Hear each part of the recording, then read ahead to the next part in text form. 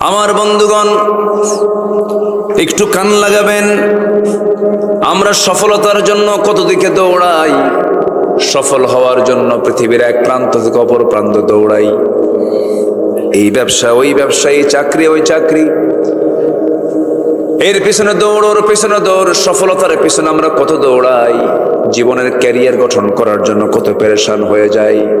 কিন্তু আল্লাহ বলছেন, বান্দারে, সফল হওয়ার জন্য সবার আগে আমার পরামর্শ নিয়ে নাও। আল্লাহ রাব্বুল আলামিন সুন্দর করে সূরাতুল বুরুজে বলছেন, ইন্নাল্লাযীনা আমানু ওয়া আমিলুস সালিহাতি লাহুম জান্নাতুন তাজরি মিন তাহতিহাল আনহার যালিকাল ফাওজুল কাবীর। জোরে বলুন আল্লাহু আকবার। সফল হওয়ার জন্য আমরা সবার আগে পরামর্শ নেব কার কাছে বলুন? আসতে বলবেন না, কার কাছে? আমার প্রাণটা কার হাতে? আমার চোখটা চালান কে? আমার কানটা চালান কে? আমার নাকটা চালান কে? চোখ দিয়া দেখে কে? আল্লাহ। আল্লাহ দেখে না, আমি দেখি, কিন্তু চালান কে? আল্লাহ। আল্লাহ চালায়া দেন, আমি তা দিয়ে দেখি। আল্লাহ চালায় নেন, আমি তা দিয়ে শুনি। এই জন্য মহান রব্বুল আলামিন বলেন, ইন্নাস সামআ ওয়াল বাসারা ওয়াল ফুআদা কুল্লু উলাইকা কানা আনহু মাসউলা। শ্রবণ শক্তি, দৃষ্টি শক্তি, অন্তর শক্তি সব জিজ্ঞাসিত হবে একদিন। কার কাছে? আসতে বলবেন না, কার কাছে? আমার বন্ধুগণ, চোখ সিনিয়র না কান সিনিয়র? বলেন, সিনিয়র কোনটা? শ্রবণ শক্তি মানে কান সিনিয়র না চোখ সিনিয়র? বলেন, কান। মেডিকেল সায়েন্স বলছে, মানুষের ক্রমবিকাশ মার পেটে যখন থাকে প্রথম ম্যাচিউর হয় হলো কান, এরপরে চোখ। সিনিয়র কোনটা? বলেন, কান। আল্লাহ পাক কানটা আগে দিয়েছেন। কোরআন তো ধারাবাহিকতা রক্ষা করে। সুবহানাল্লাহ বলবেন না? আল্লাহ রাব্বুল আলামিন নিজে বলছেন, ইন্নাহু কানা সামিআন বাসীরা। শ্রবণ শক্তির কথা আল্লাহ রাব্বুল আলামিন আগে বলেছেন, এরপরে দৃষ্টি শক্তির কথা বলেছেন, অন্তর শক্তির কথা বলেছেন। রূহটা কিন্তু পরে আসে। ওয়ানাফাখা রূহাহু, দেহের মধ্যে রূহটা ঢুকায় দেন তিনি আমার কে? আসতে বলবেন না, তিনি আমার কে? আল্লাহ পাক। সেই মহান রব্বুল আলামিন বলছেন, বান্দা, সব কিছুর ব্যাপার আমি তোমাকে প্রশ্ন করব। চোখ দিয়ে কি দেখেছো? কান দিয়ে কি শুনেছ? অন্তর দিয়ে কি চিন্তা করেছো? দুই পা দিয়ে কোথায় গিয়েছো? দুই হাত দিয়ে কাকে থাপ্পড় মেরেছো? কোন থানায় তুমি ভালো মানুষের নামে মামলা দিয়েছো? ঠুনকো মামলায় তাকে আক্রান্ত করে কোনো দোষ নাই, তাকে বছরের পর বছর জেলখানায় রেখেছো।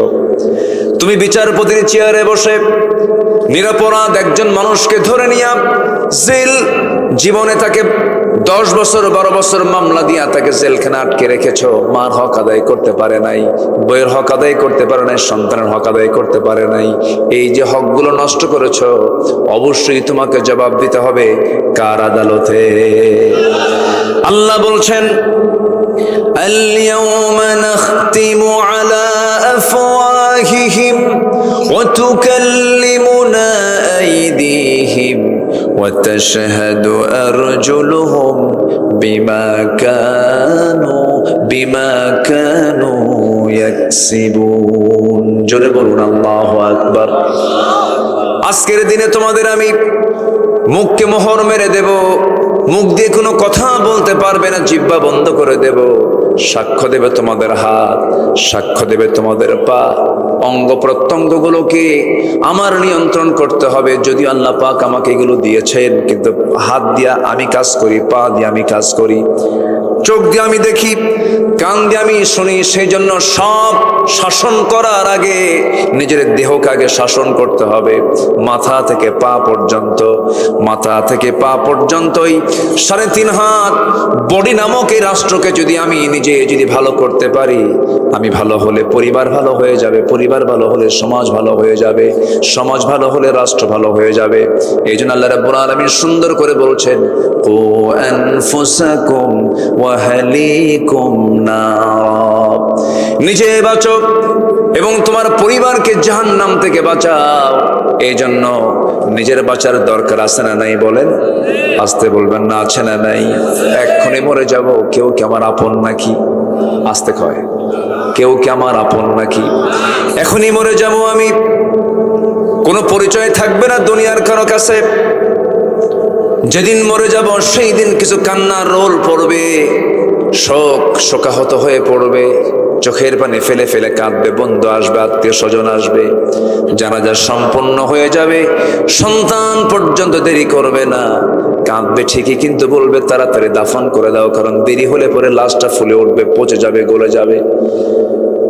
দিয়ে আসবে ওই কবরের মাটিতে পোকামাকড়ের খাবার হিসাবে দাও, খাবার হিসাবে আমার দেহটাকে কবরে রেখে আসবে।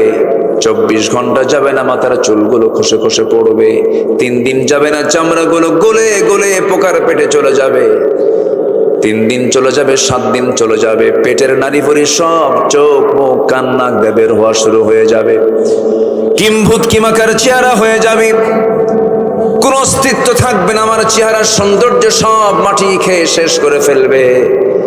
3টা মাস চলে যাবে, দেখা যাবে যদি কবরটা যদি খনন করে দেখা হয়, কয়েকটা হাড় ছাড়া আর কোনো অস্তিত্ব আমার নাই রে। আল্লাহ বলছেন, বান্দারা আমাকে কেমন করে বলে থাকো তুমি, আমাকে ভুলে যেও না। সবাই ভুলবে কিন্তু আমি আল্লাহ তোমাকে কখনো ভুলবো না। আমার বন্ধুগণ, যদিও আমরা এই আয়াতটা সবার মুখস্থ আছে, আমার দেশে প্রচলিত দোয়া মনে করি, কিন্তু দোয়া এটা নয়, এটা হলো আল্লাহর কালামের আয়াত, অত্যন্ত তাৎপর্যপূর্ণ আয়াত। যারা পারেন ঠোঁট মিলিয়ে বলুন, মিনহা খালাকনাকুম ওয়া ফিহা নুঈদুকুম ওয়া মিনহা নুখরিজুকুম তারাতান উখরা। সবাই বলুন, মিনহা খালাকনাকুম ওয়া ফিহা নুঈদুকুম ওয়া মিনহা নুখরিজুকুম তারাতান উখরা। আমি তোমাকে মাটি থেকে সৃষ্টি করেছি, আবার তোমাকে এই মাটিতেই যেতে হবে, আবার তোমাকে সেখান থেকে তোমাকে উচ্চিত করব, আমি তোমাকে আবার সেখান থেকে তুলে নেব, বিচার করব পাই টু পাই, চুল পরিমাণ বিচার আমি কম বেশি করব না। ফামান ইয়ামাল মিসকাল যাররাতিন খায়রান ইয়ারাহু ওয়া মান ইয়ামাল মিসকাল যাররাতিন শাররান ইয়ারাহ। যাররা শব্দের তাফসীর আসছে, যাররা বলা হয় এমন ছোট জিনিসকে যাররা বলা হয় যা খালি চোখে দেখা যায় না।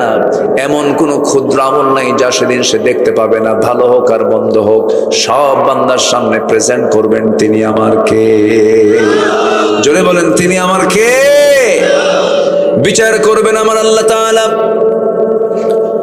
সেই দিন বিচারক তিনি, যেই বিচারকের পরিচয় দিতেন আমরা প্রত্যেক নামাজের ভিতরে 3 নম্বর আয়াতে বলে ফেলি। যারা পারেন সুন্দর ঠোঁট মিলিয়ে বলুন, মালিকি ইয়াউমিদ্দিন ইয়্যাকা না'বুদু ওয়া ইয়্যাকা নাস্তাঈন। জোরে বলুন আল্লাহ। বিচার দিবসের মালিককে বলেন, সবচেয়ে বড় বিচারককে। এই জন্য আল্লাহ বলছেন, ও দুনিয়ার মানুষ, 7 শ্রেণীকে আমি আরশে আজিমের ছায়ায় জায়গা দেব। এর মধ্যে 1 নম্বর শ্রেণী হলো যে সঠিক বিচার করে। সুবহানাল্লাহ বলেন। যেন বিচারকের দাম দুনিয়াতেও বেশি, আখিরাতেও। এই দেশের সবচেয়ে বড় সম্মানজনক পদ কোনটা বলেন? প্রধান বিচারপতি। প্রধান বিচারপতির দাম সবচাইতে বেশি। আল্লাহ রাব্বুল আলামিনের কাছেও বিচারপতির দামটা বেশি। ইমামুন আদিলুন সাবআতু ইযিল্লুহুমুল্লাহু ফি যিল্লিহি ইয়াউমুল লা যিল্লান ইল্লা যিল্লুহু। ইমামুন আদিল রাজুলুন কলবুহু মুআল্লাকুম বিল মাসাজিদ। আমার বন্ধুগণ, আল্লাহ রাব্বুল আলামিন আরশ আজিমের ছায়ার 7 শ্রেণীকে জায়গা দিয়ে দিবেন। এর মধ্যে 1 নম্বর হলো একজন সৎ বিচারক, একজন সঠিক বিচার যে ব্যক্তি করতে পারবে। কিন্তু গোটা দুনিয়া জুড়ে আজকে সবচেয়ে বড় সমস্যা হলো, গোটা পৃথিবীর কোথাও কি কোনোদিন কোথাও কি আমরা দেখতে পাচ্ছি এখন সঠিক বিচার কি আছে নাকি? আসতে বলবেন আছে? ফিলিস্তিন কি অবস্থা হয়ে আছে? ফিলিস্তিনকে ভাবলে পরেই হৃদয়ে রক্তক্ষরণ হয়, কত কষ্ট হয়। দেখতেছেন না? ছোট্ট বাচ্চা খাবার নাই, ছাগলের ঘাস চাবাচ্ছে। একটু মনে মনে চিন্তা করেন তো, সন্তানটা আমার হলে কেমন লাগতো। ঘাস চাবায়া ক্ষুধা নিবারণ করতেছে। যেমন করে আমার নবীজি 3.5 বছর শিবে আবু তালেবের মধ্যে যখন ছিলেন, 3.5 বছর খাবার না পায়া পাথরের ওপরে মাঝে মাঝে বৃষ্টি হতো, দুর্বা ঘাস, কিছু কিছু ঘাস জন্মতো, সেই ঘাসগুলো চাবা সাহাবীরা ক্ষুধা নিবারণ করেছেন। সেদিন ছোট্ট একটা বাচ্চার ভিডিও ফুটেজ দেখে আমার চোখের পানি আটকাতে পারি নাই। ছোট্ট বাচ্চাটা চাবাচ্ছে ঘাস, বাপ নাই মা নাই। আধুনিক দুনিয়ার সমরাস্ত্র ব্যবহার করে মধ্যপ্রাচ্যের কসাই ইসরায়েল বেনিয়ামিন নেতানিয়াহু মুহূর্তে 20 সেকেন্ড পর পর মিসাইল গুলো মারতেছে। মিসাইল গুলো পড়ে বিল্ডিং গুলো বম্বিং করে উড়ায় দেয়। বিল্ডিং বম্বিং হওয়ার আগে ওই বম্বিং এর সাথে সাথে মানুষের লাশটা আকাশের দিকে উঠতে থাকে। এই যে নির্মমতা, এই যে বর্বরতা, এই যে পাশবিকতা, এটার মূল কারণ হলো গোটা দুনিয়াতে আজকে মানবতা কাজ করছে না, পাশবিকতা কাজ করছে। বলেন, পাশবিকতা কাজ করছে, দানবতা কাজ করছে, মানবতা নাই। এই যে মানবতা ধ্বংস হয়ে যাচ্ছে, এর মূল কারণ অন্য কিছু না। এর মূল কারণ হলো দুনিয়ার সভ্যতায় মানুষ, দুনিয়ার চেতনায় মানুষ বেশি ব্যস্ত হয়ে পড়েছে। পুঁজিবাদী চেতনা, জাতীয়তাবাদী চেতনা, সেকুলার চেতনা। দুনিয়ার চেতনা দিয়ে মানুষ কখনো ভালো হবে না। একমাত্র ভালো হবে মানুষ আল্লাহর দেওয়া কোরআন আর ইসলাম দিয়া। আস্তে কন কেন, জোরে বলুন ঠিক কিনা? কোরআন শান্তি দিতে পারে। কোথাও লেগেছে আগুন, আগুন যদি নিভাতে চান কি লাগবে বলেন? বলেন, পানি ছাড়া কি কোনো সমাধান আছে নাকি? পানি ছাড়া কোনো একমাত্র সমাধান হলো পানি। আগুন লেগেছে, পানি লাগবে। বাড়িওয়ালা বলে আমার বাড়িতে আগুন লেগেছে, যার কাছে যা কিছু আছে তা নিয়ে আমারে বাঁচাও।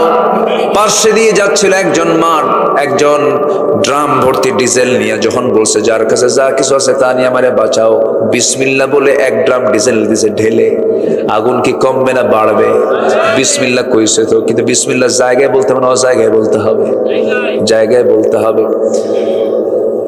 আগুন গেছে বেড়ে। আরেকজন যাচ্ছিল ভ্যান ভর্তি লাকড়ি আর খড়ি নিয়ে, যখন বলেছে যার কাছে যা কিছু আছে তা নিয়ে আমারে বাঁচাও, বিসমিল্লাহ বলে গোটা ভ্যান ভর্তি লাকড়ি দিছে ঠেলে। আগুন তো কমবে না। আগুন কমানোর জন্য যেমন পেট্রোল, ডিজেল, অক্টেন যেমন উপযুক্ত নয়, আজকের সমাজের আগুন যে দাউ দাউ করে জ্বলছে, সমাজ জুড়ে, রাষ্ট্র জুড়ে, দুনিয়া জুড়ে, যে অশান্তি দাউ দাউ করে জ্বলছে দেশে দেশে, শুধু ক্ষমতার লড়াই, ক্ষমতার প্রদর্শনী, পাওয়ারের ডিসপ্লে অফ পাওয়ার। আমার 2000 পারমাণবিক, আমার 100, আমার 500, আমার 400, এই যে ক্ষমতার মিস ইউজ করতে গিয়ে যা কিছু হচ্ছে, আল্লাহ রাব্বুল আলামিন বলছেন বান্দারে, শান্তি পাওয়ার জন্য দুনিয়ার কোনো ক্ষমতাকে তোমার বিশ্বাস করা যাবে না। একমাত্র ক্ষমতা বিশ্বাস করতে হবে একমাত্র কার? আসতে বলবেন না কার? আন্নাল কুওয়াতা লিল্লাহি জামিআ, আন্নাল কুওয়াতা লিল্লাহি, সকল ক্ষমতার উৎসকে। আরো জোরে, আরো জোরে, আরো জোরে। 16 বছর যারা ছিল ক্ষমতায়, ভাবছিল আসি কিয়ামত পর্যন্ত থাকবো। মাঝে মাঝে হুমকে দিত 2041, ভিশন 2021, 25-24 শেষ। ফেরাউন ছিল 1600 বছর পৃথিবীতে বেঁচে, এরা ছিল 16 বছর। সংখ্যার যে মিল হলো কেমনে বুঝলাম না। বুঝলেন? নমরুদ, ফেরাউন, সাদ্দাত, এদের সব চরিত্র এদের মধ্যে ছিল। আসতে কবেন না, যেরকম ঠিক কিনা? এক একটা স্বভাব সবগুলো এদের মধ্যে লালন করেছিল এরা। আমি কি কথা বলবো? কষ্ট পাচ্ছেন নাকি আপনারা? ওঠে কারা? ধরে উঠতেছে কেন? এই যে ওই যে উঠে, সমস্যা কি? বসেন। কি চাপ? কি নিম্নচাপ? এই তো মুশকিল। হ্যাঁ, একটু বসেন না, কত সময় চলে যায় এদিক সেদিক। আজকে না হয় একটু সময় দেব কোরআনের জন্য। লস হবে? আসতে কেন লস হবে?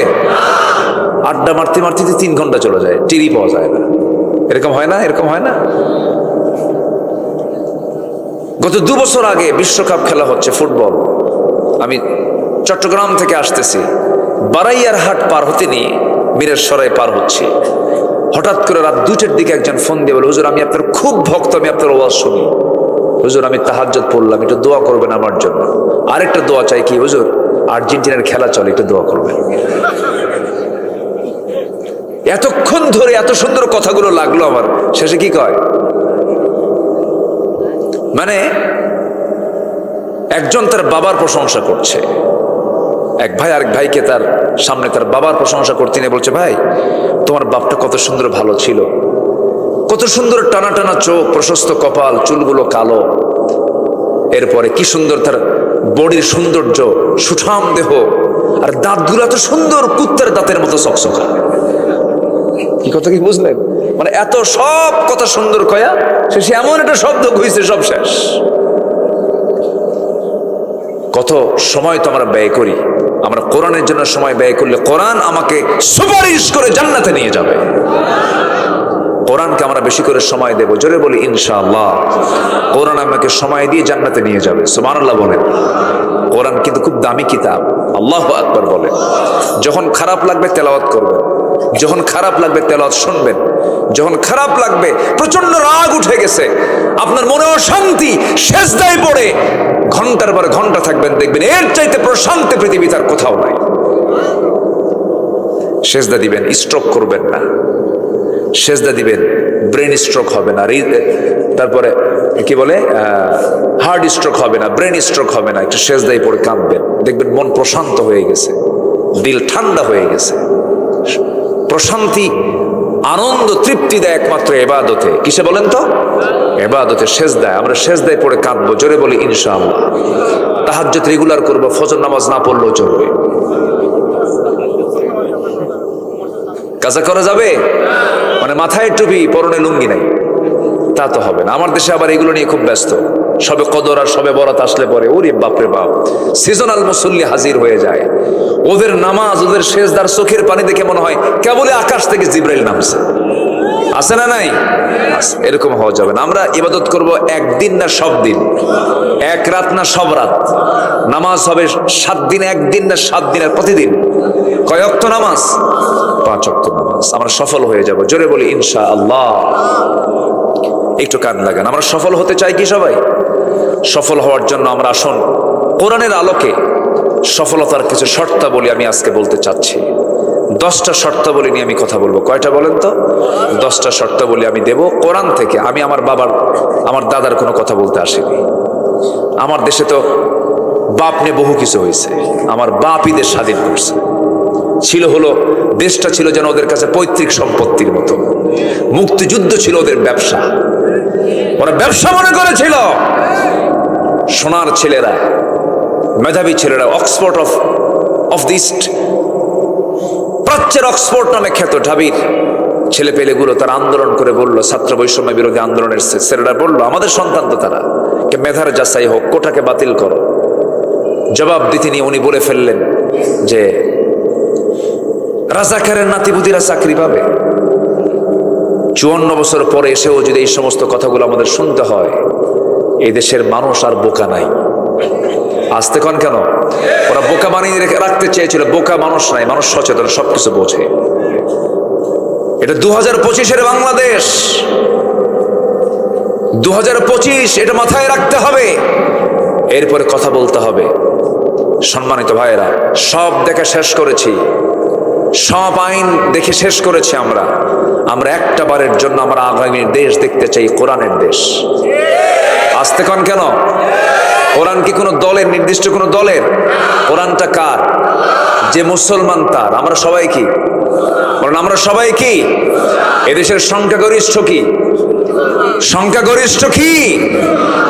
ইসলাম থাকলে সব ধর্ম নিরাপদ থাকবে।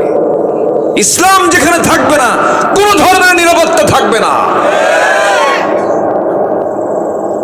ইন্ডিয়াতে ওয়াকফ স্টেট, মসজিদ, মাদ্রাসা, মন্দিরে যে দানগুলো করা হয়, এটাকে ওয়াকফ স্টেট বলা হয়।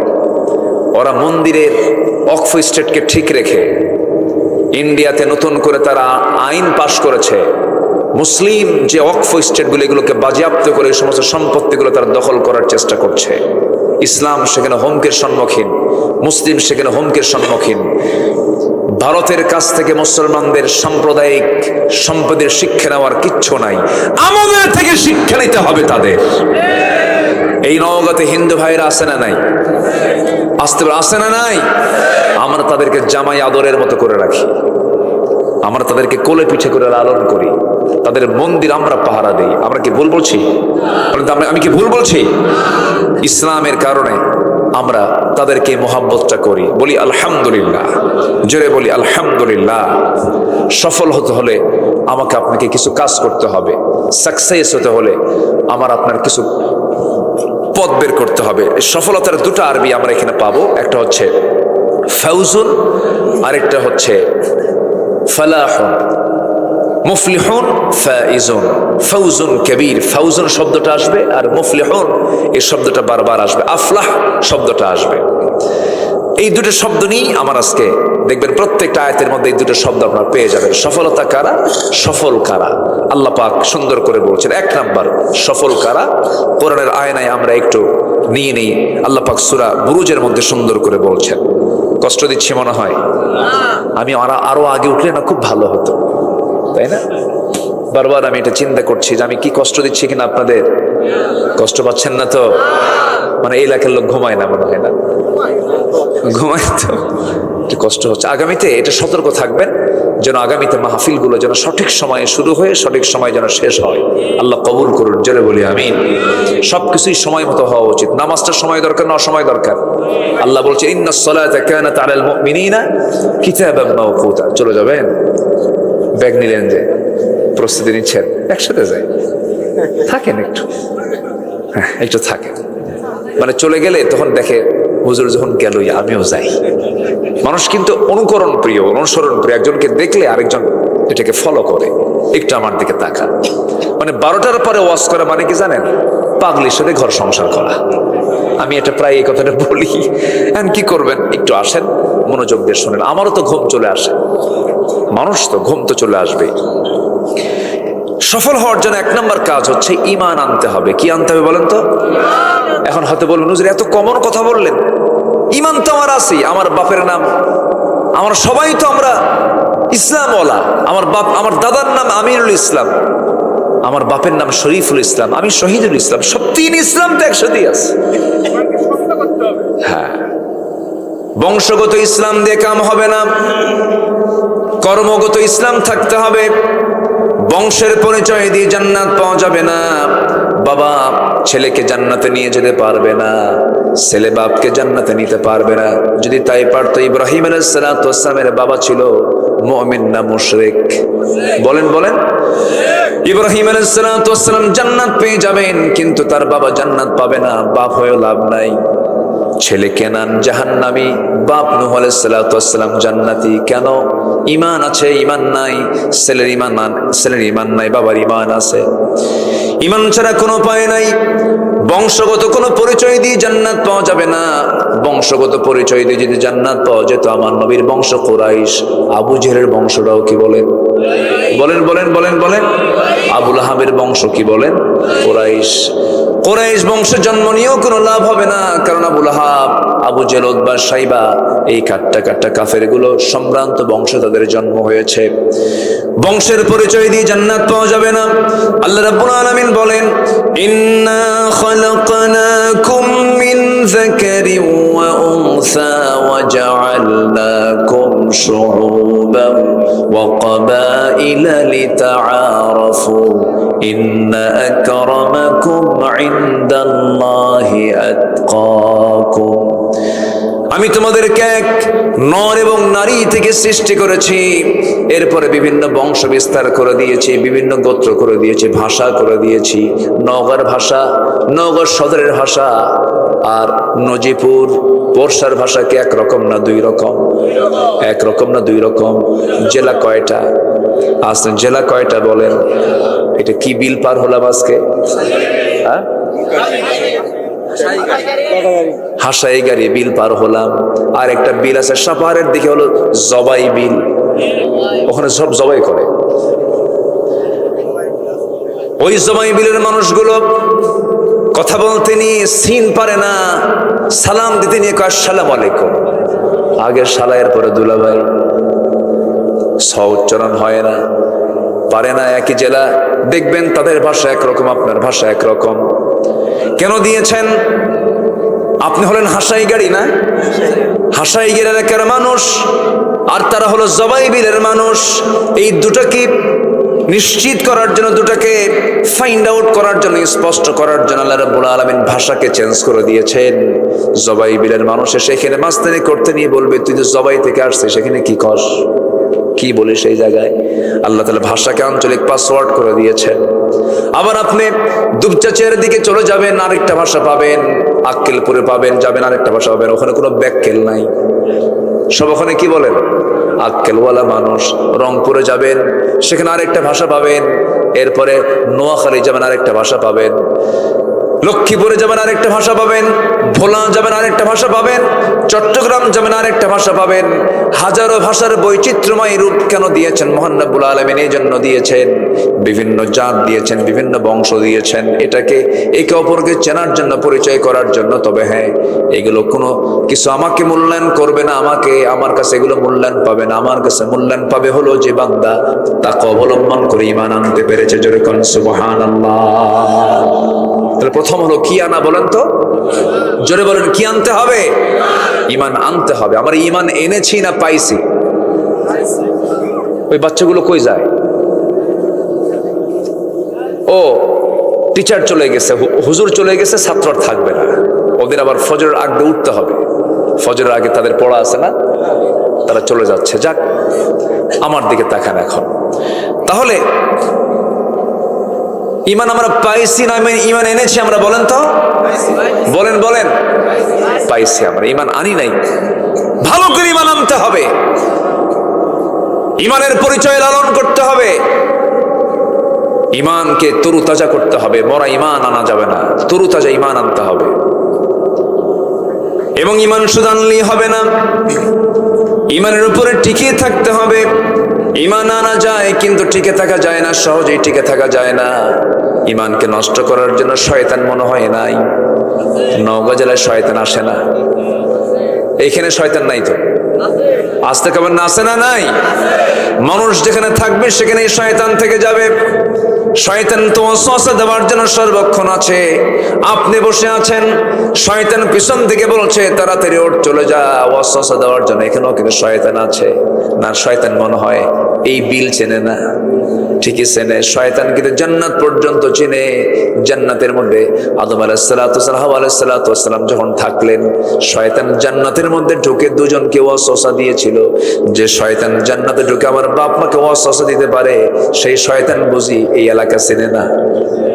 কি চেনে কিনা বলেন? একটু কান লাগাবেন, মনোযোগ দিয়ে কথাগুলো শুনবেন। ঈমান এনেছি আমরা, ঈমান নিয়ে টিকে থাকতে হবে। ছোট্ট একটা ইতিহাস মনে পড়লো, একটু সুন্দর করে মনোযোগ দিয়ে কানটা লাগাবেন।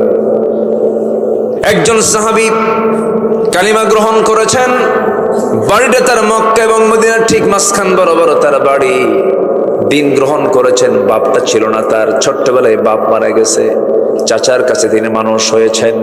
ঈমান যখন এনেছেন, কালিমা যখন গ্রহণ করেছেন, চাচার কানে সংবাদ চলে গেল। চাচা বলে ফেললো, ভাতিজা, কি যেন শুনলাম তুমি নাকি কালিমা গ্রহণ করেছো, ঈমান এনেছো। মুস্কি হাসি মেরে বললেন, চাচা আপনি শুনবেন কেন? আপনি দেখেন, আশহাদু আল্লা ইলাহা ইল্লাল্লাহু ওয়াহদাহু লা শারীকা লাহু ওয়া আশহাদু আন্না মুহাম্মাদান আবদুহু ওয়া রাসূলুহু। হেদায়েতের মালিককে আরো জোরে, আরো জোরে, আরো জোরে। আমাকে হেদায়েত দিতে পারেন তিনি আমার কে? এই জন্য হেদায়েত চাইতে হবে কার কাছে? এক সময় না সব সময়। ইহদিনাস সিরাতাল মুস্তাকিম। প্রত্যেক নামাজে এই দোয়া আছে না নাই? আছে। আল্লাহর কাছে হেদায়েত চাইতে এবং বলতে হবে, আল্লাহ জীবনের শেষ নিঃশ্বাস থাকা পর্যন্ত আমাকে হেদায়েতের উপরে রেখে দিও। আল্লাহর কাছে রোনাজারি করে কাঁদতে হবে। আমার বন্ধুগণ, ওই সাহাবী যখন কালিমা পড়েছেন, চাচা শোনার সঙ্গে সঙ্গে বলতেছে, তুই এতিম ছিলি, তোরে দেখলাম আমি, আমার সম্পত্তি তোর নামে লিখে দিয়েছি। তুই কি জানিস ঈমান আনার কারণে তোর কত বড় ক্ষতি হতে পারে? কি চাচা, কি বলবেন আপনি বলেন? সমস্ত সম্পত্তিগুলো তোর থেকে আমি জোরপূর্বক নিয়ে নেব। মুস্কি হাসি মেরে সেই সাহাবী বলছেন, চাচা জোরপূর্বক নেওয়া লাগবে কেন? কারণ এই দুনিয়ার সকল সম্পত্তির চাইতে আমার কাছে সবচেয়ে বড় সম্পত্তি হলো আমার ঈমান। সুবহানাল্লাহ। ঈমান এনেছি আমি। ও চাচা, আপনার জোর করে আমার কাছ থেকে সম্পদ নিতে হবে না, সব জমিগুলো আপনাকে আপোষেই দিয়ে দিলাম, সম্পদগুলো দিয়ে দিলাম। চাচার রাগ কমলো না। চাচা খেপে গিয়ে রেগে গিয়ে থাপ্পড় মেরে তার জামাটা টান মেরে ধরে টেনে ছিঁড়ে তাকে শরীর থেকে কাপড়টা বিচ্ছিন্ন করে ফেললো। এরপরে এক পর্যায়ে লুঙ্গিটাও খুলে নিল, উলঙ্গ করে ঘর থেকে বের করে দিল। উলঙ্গ হয়ে তাকে ঘর থেকে যখন বের করে দিয়েছে, তিনি চোখ বন্ধ করে দৌড় মেরেছেন। মার দরজায় গিয়ে বলছে, মা দরজা খোলো। দরজা খোলা মাত্রই ওই সাহাবী বলছেন, মা আমার দিকে তাকায়ও না, দিন গ্রহণ করেছি, ঈমান এনেছি, এই কারণে আমার চাচা আমার শরীর থেকে লুঙ্গিটা পর্যন্ত খুলে নিয়েছে। মা দেখো তো ঘরের মধ্যে কোনো চাদর আছে কিনা, কোনো কাপড় আছে কিনা, আমার সতরটা ঢাকা দরকার। ছোট্ট এক খণ্ড কাপড় দেওয়া হলো, সেই কাপড় দিয়ে তার সতর ডেকে নিয়া এবার বলছে, মা পৃথিবীর কোনো দরবার ভালো লাগে না, আমার কাছে নবীর দরবার ভালো লাগে, আমি নবীর দরবারের দিকে রওনা দিলাম। রওনা দিয়ে যখন তিনি রাতের বেলা যখন রওনা দিয়েছেন, খালি গায়ে, শুধু গায়ে একখান, গোটা দেহে একখানা সতর ঢাকার জন্য কাপড় আছে। আরবের দেশে বছরে 1 থেকে 1.5 মাস 2 মাস পর্যন্ত প্রচন্ড শীত থাকে, হাড় কাঁপানো শীত। সেই শীত আমার দেশেও হয় না, এমন হাড় কাঁপানো শীত। সেই শীতের ভেতরে এই সাহাবী, ধনী সাহাবী ছিলেন, দিন গ্রহণ করার কারণে গরিব হয়ে গেছেন, সব নিয়ে নিয়েছে। নগ্ন দেহে শুধুমাত্র সতরটা ঢেকে রওনা দিয়েছেন, থরথর করে কাঁপতেছেন। নবীর বাড়িতে পর্যন্ত পৌঁছে গেলেন, দরজায় গিয়ে নক করলেন। নবীজি দরজা খুলেই দেখেন নগ্ন দেহে কে যেন সামনে দাঁড়ানো, কিচ্ছু বললেন না। ভিতরে চট করে চলে গেলেন। ভিতরে গিয়ে আমার নবীর যত কাপড় ছিল, সবচেয়ে পছন্দের 2টা জুব্বা আমার নবীজি হাতে বহন করে নিয়ে এসে বলছে, যুবক আগে কাপড়টা গায়ে পড়ো, দেহটা ঢেকে নাও, এরপরে তুমি আমার সঙ্গে কথা বলো। নবীর পরনের দেহটার জুব্বাটা তার গায়ে রাসূল পড়ায়া দিলেন। এরপরে বলছেন, যুবক তুমি কি বলবে বলো। হুজুর দিন গ্রহণ করেছি, আমার চাচা আমার দেহ থেকে লুঙ্গি পর্যন্ত খুলে নিয়েছে। রাসূল মুস্কি হাসি মেরে বুকের সঙ্গে জড়িয়ে ধরে বলছে, আব্দুল্লাহ চিন্তা করো কেন, তোমার চাচা তোমাকে বস্ত্রহীন করেছে, আর আমি নবীজি আমার দেহের জুব্বা আমি তোমারে দান করে দিলাম। জোরে বলে সুবহানাল্লাহ, আরো জোরে বলে সুবহানাল্লাহ। ওই সাহাবীর কপাল খারাপ না ভালো? বলেন কপাল খারাপ না ভালো? দুনিয়া ছেড়েছেন, আখিরাত পেয়েছেন। আল্লাহু আকবার বলেন। আমার নবীজি বুকের সঙ্গে জড়িয়ে ধরলেন, বুকটা কাঁপতেছে সাহাবীর। সাহাবী বড় কান্নায় ভেঙে পড়েছেন। রাসূল বলছেন, কাঁদো কেন? আমি তোমার দায়িত্ব নিচ্ছি, তুমি কোনো চিন্তা করবে না। সাহাবী বলো, কি বলতে চাও বলো। হুজুর দুনিয়া বিক্রি করে আমি ঈমানটা গ্রহণ করে নিয়েছি। রাসূল খুব খুশি হলেন। ওমাইয়াশি নাফসাহু বিতিগা মারদাতিল্লাহ। আমার নবীজি বুকের সঙ্গে জড়িয়ে ধরে বলছেন, ও আব্দুল্লাহ চিন্তা করো না, কিছু বলতে চাও না কি বলো। হুজুর আপনি আমার জন্য দোয়া করেন।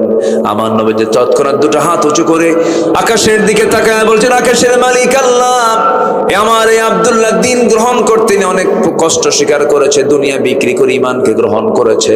আমার আব্দুল্লাহর জানমাল তুমি আল্লাহ কাফের বেঈমানদের জন্য হারাম করে দাও। সাহাবীর মনটা খারাপ হয়ে গেল, কেঁদে কেঁদে বলছেন, ইয়া রাসূলুল্লাহ, আমি দোয়া চাইলাম কি, আপনি দোয়া করলেনটা কি? রাসূল বলছেন, কেন কি হয়েছে হুজুর? আপনি কাফের বেঈমানদের জন্য আমার রক্তকে হারাম ঘোষণা করলেন। আমি যদি কাফেরদের দ্বারা আক্রান্ত না হই আমি শহীদ হব কেমনে? আমি তো শহীদ হতে পারবো না। নবীজি মুস্কি হাসি মেরে বলছে, সাহাবী চিন্তা করো কেন? ওয়া ইম্মা তাআলা ফিরাশিহি, তোমার মৃত্যু যদি বিছানায় শুয়ে থেকে যদি হয়ে যায়, যদি শহীদের দরজা পেতে চাও, তোমার তামান্না যদি থাকে, আল্লাহ রাব্বুল আলামিন অবশ্যই তোমাকে শহীদের দরজা দিয়ে দিবেন। সাহাবীর হৃদয়টা ঠান্ডা হয়ে গেল। রাসূল বলেন, সাহাবী যাও আল্লাহর কালামের তেলাওয়াত করো, প্রশান্ত চিত্ততা নিয়ে চলে আসো। সাহাবীদের মাঝে তাকে পাঠায় দিলেন। আর সাহাবী সুফার সদস্য মণ্ডলীর ভিতরে তিনি চলে গেলেন। নবীর ঘরের সঙ্গে আসহাবে সুফফারা থাকতো।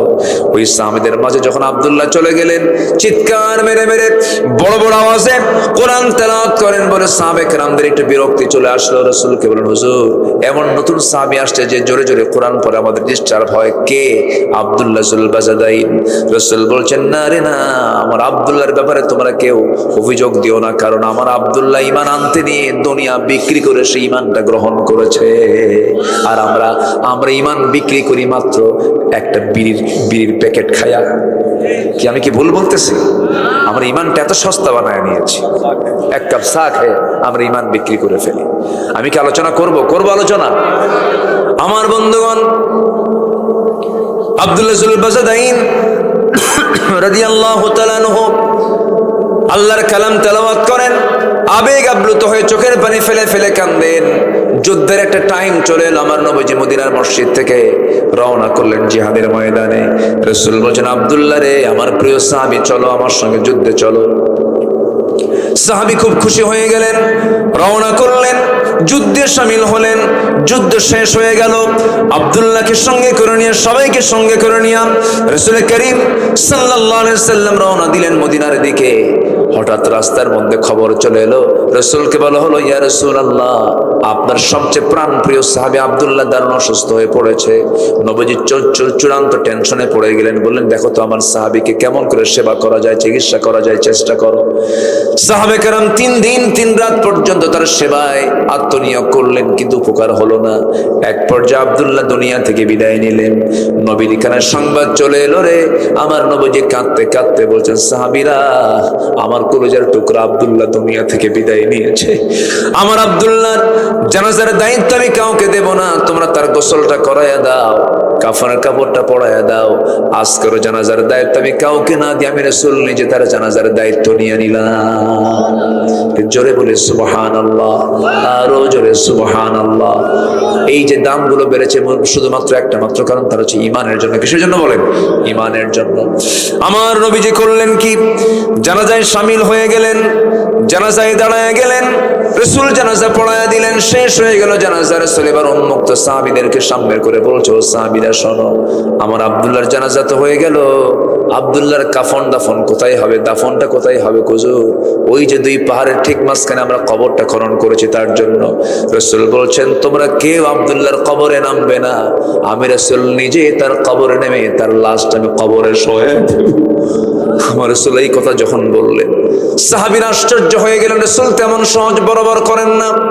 আমার নবীজি সোজা চলে গেলেন, কবরের সামনে গিয়ে দাঁড়ালেন, কাদা কাদা কণ্ঠে আমার নবীজি বলছেন, আমার আবু বকর কোথায়, আমার ডানে আসো, আমার ওমর কোথায়, বামে আসো।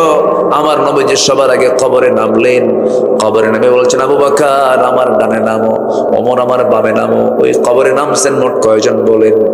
পৃথিবীর সেরা মানুষ, পৃথিবীর সেরা মানুষ 3 জন সেই সাহাবীর কবরে নেমেছেন কবরের লাশ রাখার জন্য। আমার নবীজি কবরের ঠিক মাঝখানে দাঁড়ায় হাত 2টা আগায় দিলেন, বরকতের হাত আগায় দিয়ে বলছে, সাহাবীরা, আমার প্রিয় আব্দুল্লাহর লাশটা আমার হাতে তুলে দাও। লাশটা যখন হাতে তুলে দেওয়া হলো, রাসূল বলছেন, আবু বকর আমার আব্দুল্লাহর মাথাটা ধরো, আমার ওমর আমার আব্দুল্লাহর পাটা ধরো। 3 জন মিলে সমানভাবে কবরে শোয়া দিলেন। চেহারাটা কিবলামুখী করে দিলেন নবীজি তার বরকতের হাতে। বুকের উপরে হাত রেখে আকাশের দিকে তাকায়া অশ্রু বিজড়িত, অশ্রুপূর্ণ চক্ষু নিয়ে আমার নবীজি আকাশের মালিকের দিকে তাকায় বলছেন, আকাশের মালিক, এই মুহূর্ত পর্যন্ত আমি আব্দুল্লাহর উপরে সন্তুষ্ট আছি, মেহেরবানি করে আব্দুল্লাহর সমস্ত কিছুকে তুমি আল্লাহ মাফ করে দাও। এই দোয়া যখন করতেছিলেন, এমন সময় পাশে দাঁড়িয়ে থাকে একজন সচেতন সাহাবী, সাদ বিন আবি ওয়াক্কাস হাউমাউ করে শিশুর মতো কান্দে। সাহাবায়ে কেরাম বলছেন, সাদ রে, তুমি কান্দো কেন, কি হয়েছে?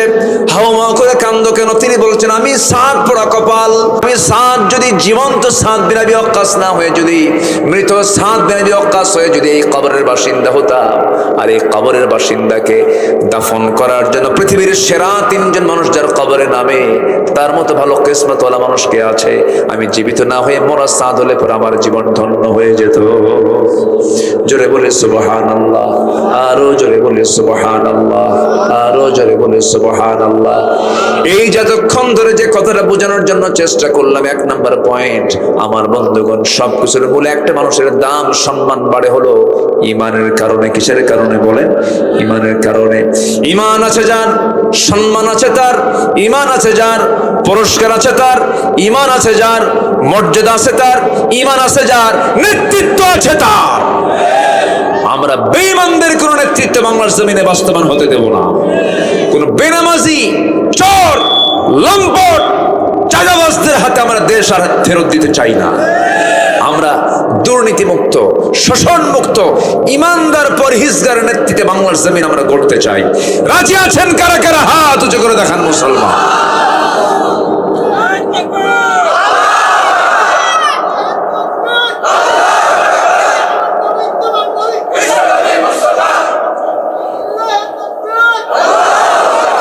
আল্লাহ কবুল করুন, আল্লাহ কবুল করুন। স্লোগানটা একটু আস্তে আস্তে হলো, একটু মশান কম হলো, তাই না? রাত বেশি হয়ে গেছে তো ঘুম ধরছিল আপনাদের। নারায়ে তাকবীর! এই তো কেবল মনে হচ্ছে যে এখানে তাজা মানুষ আছে। বলি আলহামদুলিল্লাহ, আরো জোরে বলি আলহামদুলিল্লাহ। সফল হওয়ার জন্য 10টা কাজ, এর মধ্যে 1 নাম্বার গেল। সফল হওয়ার শর্ত হচ্ছে 10টা। 1 নাম্বার গেল ঈমান আনা, তাও পরিপূর্ণ হয় নাই, 1টার অর্ধেক। এবং নেক আমল করা। কি আমল করা বলেন? জমির আইল ঠেলাঠেলি করা, বনের সম্পত্তি না দেওয়া। হ্যাঁ, আস্তে আস্তে কয়। কি ঠিক আছে রেখে? এগুলো ঠিক আছে? এগুলো করা যাবে? ঘুষের কারবার করা, মাশাআল্লাহ, হাজী সাহেব সুদও খাওয়া, এগুলো করা যাবে? এই সময় কেউ উঠেন না, উঠলে ভাববো ওটাই সুদ খায়। বসেন না, আমি আটকাতে পারতেছি না, আসলে অনেক রাত হয়েছে তো। বসেন, আর কিছু সময় আমি কথা বলবো, একটু সময় দেন প্লিজ। একটা আলোচকের সামনে থেকে যখন একটা করে লোক ওঠে, আলোচকের কলিজা থেকে যেন একটা করে তার ছিঁড়তে থাকে, খুব কষ্ট হয়।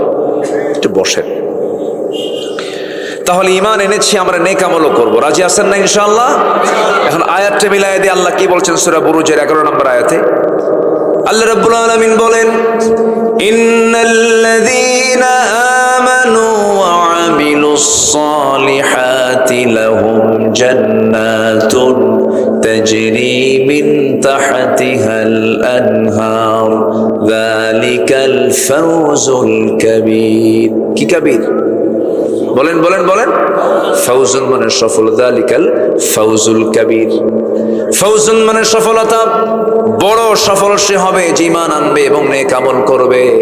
আজান শোনার সঙ্গে সঙ্গে সে দৌড়াবে কিসের দিকে বলেন? আসতে বলবেন না, কিসের দিকে বলেন? হাইয়া আলাস সালাহ, হাইয়া আলাল ফালাহ। নামাজের দিকে আসো, কল্যাণের দিকে আসো। আমার দেশে এমনও দল আছে যে দলের জনসভায় গেলে পরে জোহর নামাজের কর্মসূচি নাই, আসর নামাজের কর্মসূচি নাই, মাগরিবের কর্মসূচি নাই। এমন দল আমার দেশে মনে হয় নাই। আসতে বলবেন না, আছে না নাই? যে দলের দলীয় কর্মসূচিতে নামাজের কার্যক্রম থাকে না, সেই দল কখনো জান্নাতের দল হতে পারে না, সেই দল কখনো জান্নাতের কারণ হতে পারে না। এই জন্য নামাজ আছে যেখানে, নেতৃত্ব মানবো সেখানে। নামাজ নাই যেখানে, থুতু মারবো সেখানে। রাজি আছেন তো ইনশাআল্লাহ?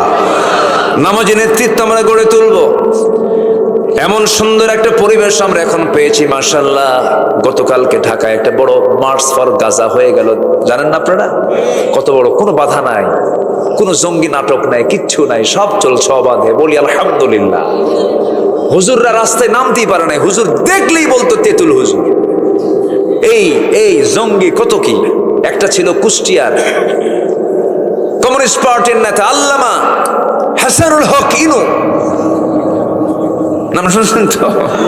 আল্লামের জন্য কইলাম, কারণ আহমদ শফির মতো লোককে সে বলেছে তেতুল হুজুর, আল্লামা সাইদের মতো লোককে বলেছে রাজাকার, এরকম করে সে গালি দিত। এখন একটু মজা দেখো যে কষ্ট কেমন লাগে, জেলখানে থাকতে কেমন কষ্ট হয়। আল্লাহ একটু বুঝাইয়া দিচ্ছেন, হাড়ে হাড়ে টের পাচ্ছে ওরা এখন, ঠিক কিনা? অনেক কিছু করেছে, অনেক নাটক করেছে তারা। এই নাটকের অবসান ঘটিয়ে দিয়েছেন তিনি আমার কে। আসতে বলবেন, তিনি আমার কে। জাতি এমন বিপদে পড়ছিল, যখন মানুষ কেউ বিপদে পড়ে তখন কোন দোয়া কয়? বলেন কোন দোয়া কয়? আমার দেশের জাতীয় ক্রাইসিসে কোন লোকটা আসছে, নাম কি কয়? ঠিক আছে না? ডক্টর মোহাম্মদ ইউনুস, দুই নবী একসাথে, দুই নবীর নাম মোহাম্মদ আবার ইউনুস। কয় নবী হলো? দুই নবী। আমার জীবদ্দশায় আমি আমার বুদ্ধি বয়সে যেই মাসে পেঁয়াজের ব্যবহার সবচাইতে বেশি, সেই পেঁয়াজের দাম ছিল 20 থেকে 25 টাকা। রমজান মাসে আমি আমার বুদ্ধির বয়সে আমি কখনো পাই নাই। মেনে নিতে হবে তো? কি আসতে কন কেন? মেনে নিতে হবে কিনা বলেন? ভারত থেকে কোনো পেঁয়াজ আসছে? তাহলে হলো কেমনে? আমি নিজে যে টিকিট কেটেছি বিমানের, 1.5 লক্ষ টাকা টিকিট কেটেছি, সেই বিমানের টিকিট এখন 50,000 টাকা, 2 গুণ নাই। কেন? শর্ত জড়িয়ে দেওয়া হচ্ছে, কোনো সিন্ডিকেট চলবে না, একটা পাসপোর্ট একটা টিকিট, পাসপোর্ট বিহীন কোনো টিকিট চলবে না। সব স্বাভাবিক হয়ে গেছে। শুধুমাত্র সততা স্বচ্ছতার নেতৃত্ব যদি বাংলার জমিনে জারি হয়ে যায়, গোটা পৃথিবীর ভিতরে একটি আদর্শ মাইল ফলক রাষ্ট্রে পরিণত হবে বাংলাদেশ। শুধু সৎ যোগ্য নেতৃত্বের দরকার, আমাদের কাউকে লাগবে না। আমার দেশের মাটি কিসের সোনা? সোনার চেয়েও খাঁটি, আলহামদুলিল্লাহ। কাতারে গিয়েছিলাম। কাতার হলো পৃথিবীর সবচাইতে ধনী রাষ্ট্র, 1 নম্বর তালিকায় ছিল এক সময়। 1 নম্বর ধনী রাষ্ট্র হলো কাতার। সেই দেশে গেলাম, কোথাও একটা গাছও নাই। হঠাৎ করে দেখি একটা গ্রিন জোন করেছে ওরা, গ্রিন মানে শুধু গাছ আর গাছ। ভাবলাম এই মরুর ভিতরে এই গাছগুলো আসলো কেমনে? কেমনে এই গাছগুলো হলো? মুস্কি হাসি মেরে বলে, হুজুর নিচের দিকে তাকায় দেখেন স্যালাইন লাগানো আছে, প্রত্যেকটা গাছের গোড়ায় গোড়ায় পানির কল লাগানো আছে। উপর থেকে হেলিকপ্টার দিয়ে বিকেলবেলা আবার ওই পানি ঢালে, সুন্দর করে বৃষ্টির মতো করে পানি ঢালে, মানে পানি দেবে না এক বেলায় সব শেষ, সব শুকনো খড়কুটো হয়ে যাবে, ওই যে খড়ের মতো হয়ে যাবে, থাকবে না। আর আমার দেশের মাটি কি সুন্দর! একটা বাচ্চা পেয়ারা খেলো, সেই পেয়ারা খাওয়ার পর সেই পেয়ারার বিচি পিছন দিয়ে ছাড়লো, ওই যে থুয়ে আসছে, 3 মাস পর দেখে যখন থেকে একটা গাছ হয়ে গেছে। আমি কি ভুল বলতেছি ভাই বলেন? আমার দেশ কি সুন্দর দেশ!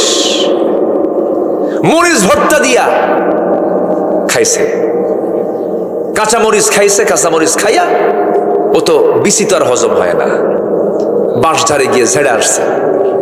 4 মাস পরে দেখে যে মেলাগুলো কি গাছ, মরিচ ধরে আছে। এই দেশের অভাব থাকবে? আসতে কোন এই দেশের অভাব থাকবে? শুধু আমার দেশে শুধু চুরি বন্ধ করতে হবে, চুরি চুরি। এই 16 বছরে যে চুরি করে তারা দেশের টাকা বাইরে পাচার করেছে, ওদের নেতৃত্ব দেওয়ার চুল পরিমাণ কোন অধিকার থাকতে পারে না। দেশপ্রেম ওদের মানায় না। রাগ করতেছেন নাকি? রাগ করলেও কোনো যায় আসে না। জেল খাটছি, কোনো দোষ ছিল না, ওয়াজ করছি, হক কথা বলছি, মাহফিল থেকে ধরে নিয়ে চলে গেছে, আমাকে লক্ষ্য করে গুলিও করা হয়েছে, অনেক কিছু করেছে। গ্রেফতার করে থানায় নিয়ে গেল, ওসি কান্দে। বললাম আপনি কান্দেন কেন? চোখে পানি। হুজুর বদদোয়া দিয়েন না। বললাম বদদোয়া দেব না তো ধরছেন কেন?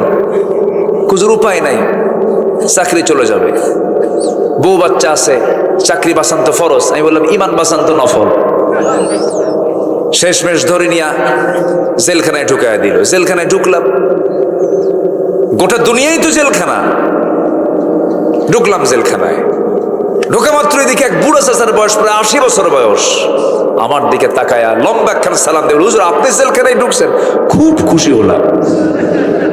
তো বললাম জেলখানায় ঢুকলে কেউ খুশি হয়? চাচা এটা কেমন বললেন? বাবা ওয়াজ শুনতে যাই তোমার বহু মাহফিলে, এত চেষ্টা করে একবার মোসাফা করবো, এই চান্স পাই নাই। এত সুন্দর আল্লাহ চান্স দিয়ে দিছে, জেলখানায় থাকে।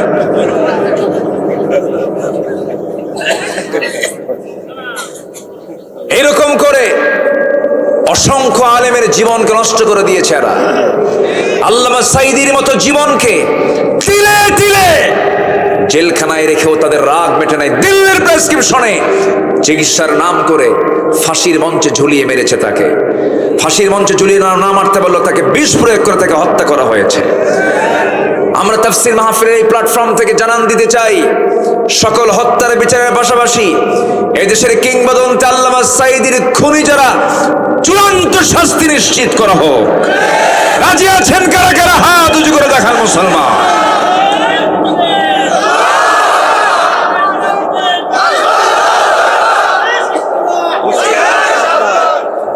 আল্লাহ কবুল করুন, জোরে বলি আমিন। সম্মানিত ভাইয়েরা, হ্যাঁ লিক লিক ওই তো। সম্মানিত ভাই, এটাই তো কথা। ওলামায়ে সু ছিল, ওলামায়ে সু, ওলামায়ে সু জঘন্য। এই পৃথিবীর ইতিহাসে কোথায় এমন রেকর্ড নাই। একটা দেশের শীর্ষ নেতৃত্ব সেও পালায়, মসজিদের খতিবও পালায়। ঠিক আছে কিনা? আজ পর্যন্ত বাইতুল মুকাররমের খতিব খুঁজে পাওয়া যাচ্ছে না, উনি নিখোঁজ। সম্মানিত ভাইয়েরা, বড় বদনসিব আমাদের। আলেম নামের কিছু কলঙ্ক তারা বিক্রি হয়ে গিয়েছিল 16 বছরে। ঠিক আছে না চাচা? বিক্রি হয়েছিল, কিন্তু কেউ বিক্রি হয়নি, কেউ বিক্রি হয়নি। হাসি মুখে দিয়ে ফাঁসির মঞ্চ পর্যন্ত গিয়েছেন, কারোর সামনে তারা মাথা নত করেন নাই। ঠিক কিনা বলেন? যুগে যুগে মুনাফিক ছিল, আছে, থাকবে। ইমানদারকে চেক করার জন্য মুনাফিকরা আছে না নাই? আছে। মন খারাপের কোনো কারণ নেই, এগুলো হতাশার কোনো দিক নয়। মুনাফিকরা থাকবে। সম্মানিত ভাইয়েরা, 1 নাম্বার চলে গেল। নাম্বার 2, ওই 1 নাম্বার নাম্বার আর ফুরাচ্ছে না, বহু আলোচনা তো। নাম্বার 2, আমরা পিউরিটি নিয়ে আসবো, পরিশুদ্ধতা নিয়ে আসবো, ফ্রেশ, কোনো ভেজাল নিয়ে আসা, কোনো ক্যান্সার ঢোকানো যাবে না ইমানের মধ্যে। নফসটাকে করবো আমরা পরিশুদ্ধ। জোরে বলি ইনশাআল্লাহ, আরো জোরে বলি ইনশাআল্লাহ। নফসের রোগ আছে না নাই? নফসের রোগ হলো নিজের বউ দেখে না, খালি অন্যের বউয়ের দিকে চায় থাকে। এরকম আছে না নাই বলেন তো? এটা হচ্ছে কিসের রোগ বলেন? নফসের রোগ। অন্যের বউ দেখতে হবে না নিজের বউ দেখতে হবে? নিজের বউ। অন্যের বউ শুধু দেখে, নিজের বউর দিকে তাকায় বলে তোর একটা চেহারা হলো। অন্যের বউর দিকে তাকালে কি নিজের বউর চেহারা ভালো লাগবে? লাগবে না। নিজের বউকে সুন্দর দেখতে হলে পৃথিবীর সব বউয়ের দিকে তাকানো বন্ধ করতে হবে। এর মধ্যে মজা আছে, এর মধ্যে তৃপ্তি আছে। চোখের হেফাজত করতে হবে, সমস্ত অঙ্গ প্রত্যঙ্গের হেফাজত করতে হবে। সফল হওয়ার জন্য 9টা গুণ, 7টা গুণ দরকার। যারা পারেন ঠোঁট মিলিয়ে বলুন, قد أفلح المؤمنون الذين هم في صلاتهم خاشعون والذين هم عن اللغو معرضون والذين هم للزكاة فاعلون والذين هم لفروجهم حافظون। সফল হলো 7 ধরনের, 7টা কাজ আছে। যার সফল ব্যক্তি সে কয়টা কাজ বলেন? আস্তে কয়টা কাজ বলেন? 7টা কাজ। قد أفلح المؤمنون, ওই সমস্ত মুমিনরা সফল যার মধ্যে 7টা কাজ থেকে যাবে, 7টা গুণ থেকে যাবে। সবাই নোট করে নেন, মুখস্থ করে নেন। নাম্বার 1 হলো যারা নামাজকে রেগুলার করবে। নাম্বার 2 হলো যারা কথা, বাজে কোনো কথা মুখ থেকে বের করবে না, অযাচিত কোনো কথা মুখ থেকে বের করবে না।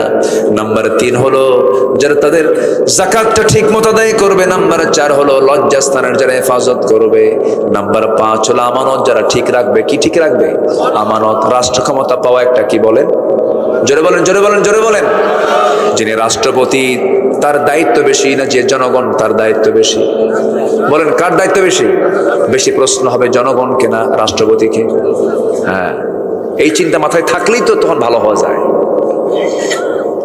সাইয়েদনা ওমর ফারুক রাদিয়াল্লাহু তাআলা আনহু অর্ধ দুনিয়ার শাসনকর্তা, গোটা দুনিয়ার অর্ধেক পৃথিবী তিনি চালান, অথচ রাতের বেলা ঘুমাতে পারেন না। তাকে প্রশ্ন করা হলো ঘুমান না কেন? তিনি কেঁদে কেঁদে বলেন, ঘুমাবো কেমনে, আমার টেনশন হয় ফোরাতের তীরে একটা কুকুর যদি অনাহারে মারা যায়, ইরাকের রাস্তা খারাপের কারণে ওই গর্তের মধ্যে উটের পা পড়ে, যে উটের পা ভেঙে যায়, উটের পা কেন ভাঙলো, কুকুর কেন অনাহারে মারা গেল, এর জন্য কিয়ামতের দিন আল্লাহর সামনে আমাকে আসামির কাঠগড়ায় দাঁড়িয়ে তারা জবাব দিতে হবে। আজকে ফিলিস্তিন একটা মৃত্যুপুরী হয়ে আছে, একটা ভয়ঙ্কর জ্বলন্ত অগ্নিকুণ্ড হয়ে আছে। গোটা পৃথিবীর মুসলমানদের কোনো নজর নাই।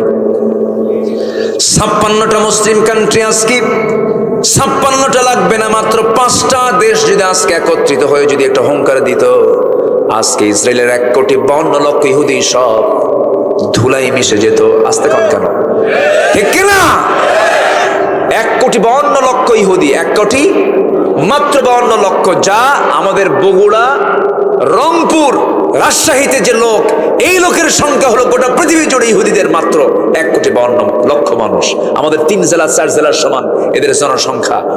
এই সামান্য জনগোষ্ঠী আজকে গোটা পৃথিবীর মুসলমানকে নাচাচ্ছে। আজকে সেই জায়গায় 200 কোটি মুসলমান, 200 কোটি মুসলমানের হাতে অস্ত্র নেওয়া লাগবে না, শুধু মুখে থুতু যদি মারত সবগুলো উড়ে যেত। চুপচাপ থাকে, কেউ কোনো কথা বলে না। আমাদের কথা বলার প্রয়োজন আছে না নাই? যে যেখানে আছি আমরা জাতিসংঘের কাছে স্পষ্ট ভাষায় জানান দিতে চাই, আমরা ওআইসির কাছে, ওআইসি হচ্ছে মুসলিম দেশগুলোর একটা organisation of Islamic conference, OIC. আর আমি কি কই জানেন? ওআইসি। ও ঠিক আছে, আমি দেখবো। ওই দেখতেইছে, কোনো ফলাফল নেই। আমরা প্রেজেন্ট ওয়ার্ল্ড আল্লাহর কাছে দোয়া করে, আল্লাহ তুমি ওমর ফারুকের মতো একজন নেতা আমার দেশে, আমার এই পৃথিবীতে পাঠিয়ে দাও। জোরে বলি আল্লাহুম্মা আমিন, আরো জোরে আল্লাহুম্মা আমিন। রাতের বেলা তিনি ঘুমান না, জনগণকে দেখতে যান। প্রথম খলিফা সাইয়েদনা আবু বকর রাদিয়াল্লাহু তাআলা আনহু খালি পায়ে হাঁটতেছেন রাতের বেলা। কি পায়ে বলেন তো? খালি পায়ে। একজন খলিফা, রাষ্ট্রপতি খালি পায়ে হাঁটে, তাও কোন রাস্তা? যে রাস্তায় পাথর, এবড়ো থেবড়ো রাস্তা, সেই রাস্তায় তিনি খালি পায়ে হাঁটতেছেন। পা ফেটে যেতে পারে যে কোনো মুহূর্তে পাথরের আঘাতে। সাইয়েদনা ওমর ফারুক সামনে পড়ে গেছেন। খালি পায়ে হাঁটেন কেন? সাইয়েদনা আবু বকর কেঁদে কেঁদে বলেন, ভাই ওমর, খালি পায়ে হাঁটার কারণ হলো, আমি যদি জুতা পায়ে হাঁটতে যাই, আমার জুতার তলার সাথে পাথরের একটা আঘাত লাগবে, একটা আওয়াজ সৃষ্টি হয়ে যাবে। সেই আওয়াজে যদি আমার দেশের জনগণের ঘুমের যদি ব্যাঘাত হয়ে যায়, তাই আমাদের দিন আমাকে আসামের কাঠগড়ায় দাঁড়িয়ে তারা জবাব দিতে হবে। চিন্তা করে দেখেন তারা জনগণকে নিয়ে কি চিন্তা করেছে, কি চিন্তা তাদের মাথায় ছিল। রাতের আধারে সাইয়েদনা আবু বকর রাদিয়াল্লাহু তাআলা আনহু প্রত্যেক দিন, প্রত্যেক রাত্রিতে একজন মহিলার ঘরে যেতেন। বৃদ্ধা নারী, চোখে দেখেন না, স্বামী নাই, ছেলে নাই, মেয়ে নাই, কেউ নাই, তাকে দেখার কেউ ছিল না। প্রতিবেশী তার রাষ্ট্রপতি হওয়ার পরও তার এই খেদমত বন্ধ হয় নাই। প্রত্যেক রাত্রি তার খেদমত করে দিয়ে আসতেন। কাপড় চোপড় ধুয়ে দেওয়া, গোসল করানো, তারপরে খাবার দাবারের ব্যবস্থা তিনি করে দিয়ে আসতেন। আমার বন্ধুগণ, সাইয়েদনা ওমর ফারুক একদিন কোন এক রাতের আধারে ওই মহিলার খেদমত করার জন্য দরজায় গিয়ে নক করছেন। বুড়িমা, খেদমত লাগবে নাকি? তিনি বলছেন খেদমত একজন করে গেছে। তিনি মনে মনে ভাবলেন, এই আরবের এই মদিনার মাটিতে কে আছে তারা খেদমত করার জন্য? দরজায় তিনি আড়ালে দাঁড়ায় আছেন। দেখলেন কে যেন ঢুকলো। প্রথম দিন টের পেলেন না, দ্বিতীয় দিন টের পেলেন না, তৃতীয় দিন তিনি যখন ঢুকেছেন, বের হওয়ার সময় তিনি চট করে তার পিছন থেকে ভাতটা চেপে ধরে দেখেন কেউ না। সাইয়েদনা আবু বকর রাদিয়াল্লাহু তাআলা আনহু দরজাতে বের হচ্ছেন খালি পায়ে। ওমর ফারুক কেঁদে কেঁদে বলছেন, ভাই আবু বকর, দেশও চালাবেন, প্রতিবেশীর খেদমত করবেন, মরে যাবেন তো, অসুস্থ হয়ে পড়বেন তো, অন্তত আমাদের জন্য খেদমত কিছু রেখে দেন। সাইয়েদনা আবু বকর বলেন, ওমর রে, আমার আমলনামা আমার পিঠে আসবে, তোমার আমলনামা তোমার পিঠেই চলে যাও, আমাকে খেদমত করতে দাও। মৃত্যুর দিন পর্যন্ত সাইয়েদনা আবু বকর ওই মহিলার খেদমত করে দুনিয়া থেকে বিদায় নিলেন। দ্বিতীয় খলিফা ওমর ফারুক তারপর থেকে তিনি ওই মহিলার দায়িত্ব নিলেন, চলে গেছেন। কিন্তু মহিলা জানেন না সাইয়েদনা আবু বকর দুনিয়া থেকে বিদায় নিয়েছেন, তার কাছে সংবাদ যায় নাই। ওমর ফারুক রাদিয়াল্লাহু আনহু ওই মহিলার খেদমত করার জন্য রাতের আধারে চলে গেছেন। খেদমত করে, রান্না বান্না করে, কাপড় চোপড় ধুয়ে, খেজুরগুলো ধুয়ে নিয়ে সব কিছু কমপ্লিট করে তিনি বের হয়ে চলে আসছেন। এরপরে মহিলা যখন খেতে বসেছেন, খেজুরগুলো খেতে নিয়ে বসেছেন, একটা খেজুর মুখের মধ্যে দেওয়া মাত্রই কামড় দিয়েছেন। বিচি দাঁতের নিচে যখন পড়ে গেছে, তখন তিনি বলে ফেলেন, ইন্না লিল্লাহ।